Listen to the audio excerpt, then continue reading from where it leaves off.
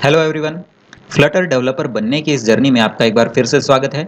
आज की इस वीडियो में मैं आपको बताऊंगा कि डार्ट प्रोग्रामिंग लैंग्वेज में ओओपी कॉन्सेप्ट्स क्या होते हैं और इसके क्या फ़ायदे होते हैं, और डार्ट प्रोग्रामिंग लैंग्वेज में क्लासेस एंड ऑब्जेक्ट्स आखिर होते क्या हैं और इन्हें कैसे क्रिएट किया जाता है। यदि आप चैनल पर नए हैं और फ्लटर ऐप डेवलपमेंट सीखना चाहते हैं तो हमारे इस चैनल को ज़रूर सब्सक्राइब कर लीजिए। डार्ट प्रोग्रामिंग लैंग्वेज में ओओपी का मतलब होता है ऑब्जेक्ट ओरिएंटेड प्रोग्रामिंग, जिसमें हम ऑब्जेक्ट्स क्रिएट करते हैं और इन ऑब्जेक्ट्स के अंदर होता है डेटा और मेथड्स। वेरिएबल्स के रूप में हम डेटा स्टोर करते हैं और फंक्शंस जो होते हैं वो मेथड होते हैं क्लास के अंदर। ऑब्जेक्ट ओरिएंटेड प्रोग्रामिंग की एडवांटेजेस के बारे में बात करें तो ऑब्जेक्ट ओरिएंटेड प्रोग्रामिंग फास्ट होती है और ईजी टू एग्जीक्यूट होती है। ऑब्जेक्ट ओरिएंटेड प्रोग्रामिंग में जो है क्लियर स्ट्रक्चर होता है और ये हमें हेल्प करता है DRY में। DRY का मतलब होता है डोंट रिपीट योर सेल्फ, यानी कि हम कोड एक बार करते हैं और उसका रीयूज करते हैं मल्टीपल टाइम्स। इससे क्या होता है, कोड जो है ईजियर टू मेंटेन हो जाता है, जिसमें हम इजीली मेंटेनेंस, मॉडिफाई और डीबग कर पाते हैं। यानी कि ओओपी की मदद से कोड जो है कम हो जाता है और डेवलपमेंट टाइम भी जो है फास्ट हो जाता है। तो ये कुछ एडवांटेजेस होती हैं ऑब्जेक्ट ओरिएंटेड प्रोग्रामिंग की, और डार्ट भी एक ऑब्जेक्ट ओरिएंटेड प्रोग्रामिंग ही है। चलिए अब मैं आपको बताता हूँ कि डार्ट प्रोग्रामिंग में क्लासेस एंड ऑब्जेक्ट्स क्या होते हैं और इसे कैसे बनाया जाता है। यदि आपको कोई भी ऑब्जेक्ट ओरिएंटेड प्रोग्रामिंग सीखनी है तो उसमें क्लासेस और ऑब्जेक्ट्स जो है मेन होते हैं। ये आपका एक बेस तैयार करते हैं, इसलिए इस वीडियो को स्किप मत कीजिएगा और क्लासेस और ऑब्जेक्ट्स के इस कॉन्सेप्ट को ध्यान से समझिए। क्लासेस जो हैं ब्लूप्रिंट होती हैं ऑब्जेक्ट्स बनाने के लिए। फॉर एग्जांपल हम एक क्लास बनाते हैं फ्रूट नाम से। इसमें हम डेटा स्टोर करेंगे जो कि आमतौर पर फ्रूट्स का होता है, जैसे कि नेम, कलर और टेस्ट वगैरह। और इसके अलावा कुछ फंक्शंस भी हम क्लासेस के अंदर स्टोर करते हैं जिन्हें मेथड कहा जाता है। तो मान लीजिए कि अगर हमने क्लास बनाई फ्रूट नाम से, तो बाद में इस क्लास यानी कि इस ब्लूप्रिंट का यूज़ करते हुए हम ऑब्जेक्ट्स क्रिएट करते हैं। हम क्लास एक बार ही बनाते हैं और ऑब्जेक्ट्स जो है मल्टीपल क्रिएट कर सकते हैं, यानी कि हम कोड को बार बार रीयूज़ कर सकते हैं। तो फ्रूट नाम की इस क्लास से हम ऑब्जेक्ट्स क्रिएट कर सकते हैं लाइक एप्पल, बनाना और मैंगो आदि। दूसरा एग्जाम्पल यदि हम देखें तो मान लीजिए कि हमने एक क्लास बनाई है जिसका नाम हमने रखा है कार। कार की जो है कुछ एट्रीब्यूट्स होते हैं और कुछ फंक्शंस होते हैं, वो हम इस क्लास के अंदर लिख लेंगे, एक ब्लूप्रिंट तैयार कर देंगे। और जब ये क्लास बन जाएगी तो इस क्लास का यूज़ करते हुए हम मल्टीपल ऑब्जेक्ट्स बना सकते हैं। जैसे कि यहाँ पे हमने ऑब्जेक्ट्स बनाए हैं वोल्वो, ओडी और टोयोटा। अगर अभी आपको समझ नहीं आ रहा है तो कोई बात नहीं, मैं आपको डार्ट पैड पे कोड के ज़रिए एग्जाम्पल के साथ ही आपको समझाऊंगा। तो कुल मिलाकर क्लास जो है एक टेम्पलेट या ब्लूप्रिंट होती है ऑब्जेक्ट के लिए, और ऑब्जेक्ट हम क्रिएट करते हैं क्लास का इंस्टेंस बनाकर। जब हम क्लास के इंस्टेंस का यूज़ करके ऑब्जेक्ट्स क्रिएट करते हैं तो क्लास के अंदर जो वेरिएबल्स और मेथड्स यानी कि फंक्शन जो कि क्लास के अंदर लिखे गए हैं, उनकी प्रॉपर्टीज ऑब्जेक्ट जो है ऑटोमेटिकली इनहेरिटेट कर लेता है। चलिए मैं डार्ट पैड पे आपको एग्जाम्पल के साथ समझाता हूँ कि क्लास किस तरीके से बनाते हैं और उस क्लास का यूज़ करके हम किस तरीके से मल्टीपल ऑब्जेक्ट्स क्रिएट कर सकते हैं। यदि आपको इस डॉक्यूमेंट का लिंक चाहिए तो वो आपको डिस्क्रिप्शन में देखने को मिल जाएगा। साथ ही इस डॉक्यूमेंट का लिंक भी आपको डिस्क्रिप्शन में देखने को मिल जाएगा, जिसमें मैंने डार्ट प्रोग्रामिंग लैंग्वेज का कंप्लीट रोड मैप आपके साथ शेयर किया है।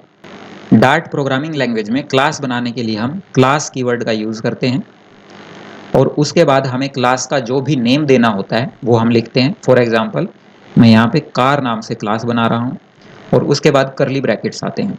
इन करली ब्रैकेट्स में हम डेटा स्टोर करने के लिए वेरिएबल बना सकते हैं और फंक्शंस भी बना सकते हैं। जब हम क्लास के अंदर फंक्शन बनाते हैं तो वो उस क्लास का मेथड कहलाता है। तो अभी मैं आपको यहाँ पे बेसिक क्लास बना के दिखाता हूँ और उसका यूज़ करके मैं आपको मल्टीपल ऑब्जेक्ट्स बनाकर दिखाऊंगा। तो यहाँ पे क्लास के अंदर मैंने 3 वेरिएबल्स बनाए हैं, ब्रांड, मॉडल और ईयर के नाम से। हर एक कार का ब्रांड नेम होता है, मॉडल होता है और ईयर कौन सा है वो होता है।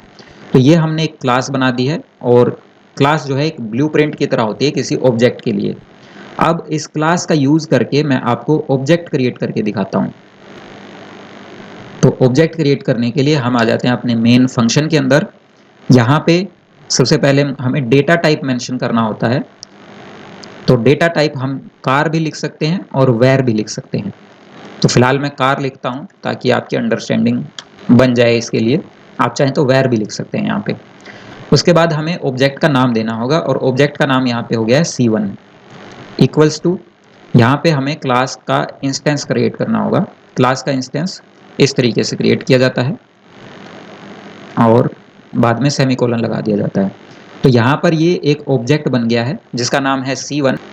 अब ये ऑब्जेक्ट कार क्लास के अंदर जो भी एट्रीब्यूट्स और फंक्शंस हैं उनका यूज़ कर सकता है इनहेरिटेंटली।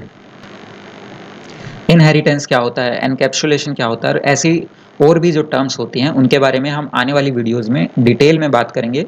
फिलहाल मैं आपको एक बेसिक क्लास बनाकर सिखा रहा हूँ कि किस तरीके से हम ऑब्जेक्ट क्रिएट करते हैं क्लास का इंस्टेंस क्रिएट करके। तो यहाँ पे ये ऑब्जेक्ट बन गया है C1 नाम से। अब मैं C2 नाम से एक और ऑब्जेक्ट बनाता हूँ इसी क्लास का एज अ ब्लूप्रिंट यूज करते हुए। तो C2 नाम से भी एक और ऑब्जेक्ट यहाँ पे क्रिएट हो गया है। अब हमें अगर क्लास की प्रॉपर्टीज एट्रीब्यूट्स को एक्सेस करना है तो हम इस तरीके से सबसे पहले हमारे ऑब्जेक्ट का नाम लिखेंगे, उसके बाद डॉट लगाएंगे। तो यहाँ पे हम देख सकते हैं कि ब्रांड, मॉडल और ईयर के ऑप्शन हमको देखने को मिल जाते हैं। सबसे पहले मैं यहाँ पे ब्रांड सिलेक्ट कर लेता हूँ और इक्वल्स टू यहाँ पे हम ब्रांड नेम स्टोर करवा सकते हैं। तो यहाँ पे ब्रांड नेम मैं फोर्ड दे देता हूँ और यहाँ पे सेमीकोलन लगा लेता हूँ। तो अब जो हमारा ऑब्जेक्ट है C1 नाम से, जो कि हमने बनाया है क्लास को यूज करते हुए, और C1 जो ऑब्जेक्ट है उसमें ब्रांड नेम है फोर्ड, यानी कि हमने कार नाम की क्लास का यूज करते हुए एक ऑब्जेक्ट क्रिएट किया और ऑब्जेक्ट का जो ब्रांड है वो है फोर्ड। इसी तरीके से हमने C2 नाम से भी एक ऑब्जेक्ट क्रिएट किया है कार क्लास का यूज करते हुए अगेन, लेकिन इसमें अभी तक हमने ब्रांड नेम स्टोर नहीं करवाया है। तो C2 के लिए भी ब्रांड नेम मैं आपको यहाँ पे स्टोर करवा के दिखा देता हूँ।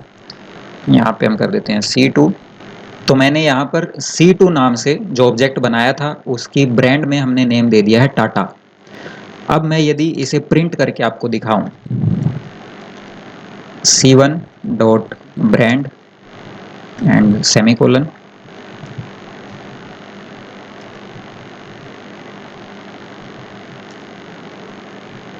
और C2 का भी मैं आपको प्रिंट करके दिखाता हूं।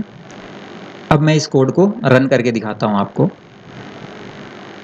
तो यहाँ पे आप जो है रिजल्ट देख सकते हैं कि C1 नाम से हमारा जो ऑब्जेक्ट हमने क्रिएट किया है कार क्लास का यूज करते हुए, उसमें ब्रांड नेम है फोर्ड, और C2 नाम से हमने जो ब्रांड नेम क्रिएट किया है C2 नाम के ऑब्जेक्ट में कार क्लास का यूज करते हुए वो है टाटा। यानी कि क्लास जो है एक ब्लूप्रिंट की तरह होती है ऑब्जेक्ट्स के लिए। ऑब्जेक्ट्स जो है कार की प्रॉपर्टीज, एट्रीब्यूट्स, फंक्शंस का यूज कर सकते हैं इनहेरिटेंटली। क्लास में कंस्ट्रक्टर का क्या रोल होता है और क्लास के अंदर फंक्शंस किस तरीके से बनाए जाते हैं, यानी कि मेथड किस तरीके से बनाए जाते हैं, इन सब के बारे में आपको डिटेल में सीखने को मिलेगा नेक्स्ट वीडियो में। तो यहाँ पे जो क्लास हमने बनाई थी कार नाम से, इसमें 3 वेरिएबल लिए थे, ब्रांड, मॉडल और ईयर। इसमें से हमने जो है जो ऑब्जेक्ट्स क्रिएट किए उसमें ब्रांड का यूज किया। आपको अब प्रैक्टिस के लिए जो है मॉडल और ईयर को भी यहाँ पे यूज करना है, जिससे कि आपके कॉन्सेप्ट्स जो हैं क्लियर हों ऑब्जेक्ट ओरिएंटेड प्रोग्रामिंग के बारे में।